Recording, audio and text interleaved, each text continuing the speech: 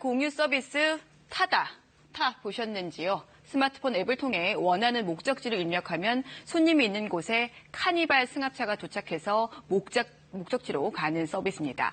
1년 전 시작했는데 현재 회원수 125만 명에 이릅니다. 운행되는 차량 수는 2,000대. 비교적 짧은 시간에 젊은 층을 중심으로 이용이 많아졌습니다. 그런데 이 타다 서비스가 중단될 처지가 됐습니다. 검찰이 지난 28일에 타다가 불법이라고 한 겁니다. 타다와 경쟁을 하던 택시업계 당연히 환영하는 입장이고 당장 영업 중단을 촉구하고 있습니다. 먼저 입장 들어보시죠. 검찰이 불법을 확인하고 기소를 한 이상 타다는 이 시간 이후 불법 택시 영업의 즉각적인 중단을 촉구하는 바입니다. 네, 창업한 지 얼마 되지 않은 신생기업을 뜻하는 이른바 스타트업 업계는 검찰 판단에 실망하는 모습이 역력합니다. 스타트업도 여느 대기업처럼 장기적으로 성장할 수 있어야 하는데 명백한 악재라는 겁니다. 입장 들어보시죠.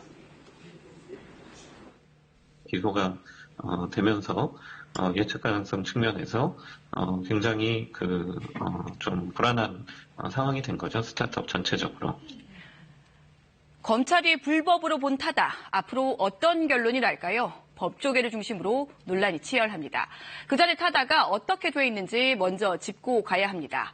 타다는 렌터카 사업자로 등록이 돼 있습니다. 그러니까 손님이 타다를 부르면 이 손님은 11인승 카니발 차량을 빌린 것이고 이 카니발을 운전해온 운전기사를 소개받는 겁니다.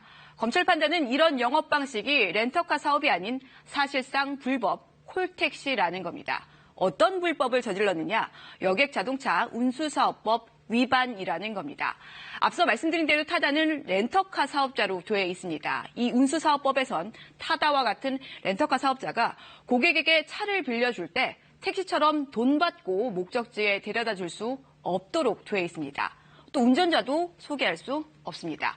이에 대해 타다 측은 같은 운수사업법의 시행령을 보라며 반발하고 있습니다. 시행령엔 11인승 이상 15인승 이하 승합차를 빌린 사람에 대해선 운전자 알선을 예외적으로 허용하고 있습니다.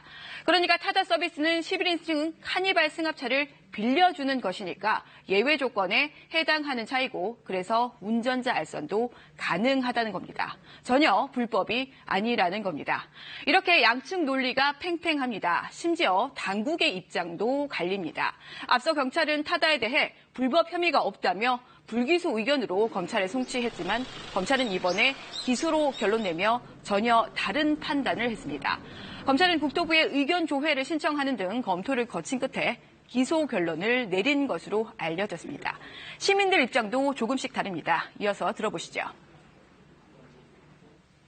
다른 외국의 사례를 봤을 때 우버나 이런 서비스를 봤을 때 우리나라도 그런 게 활성화될 필요가 있는데 희생에 대해서는 좀 이렇게 많이 정부나 사용자들이 이해해주고 보듬어주는 그런 것들이 필요하고. 네, 정부 담당 부처인 국토부는 법원 판단을 지켜보면서 타다에 대한 즉각적인 조치는 하지 않겠다고 밝혔습니다. 치열한 법리 공방이 예상되는데 법원 과연 누구의 손을 들어줄까요? 친절한 뉴스였습니다.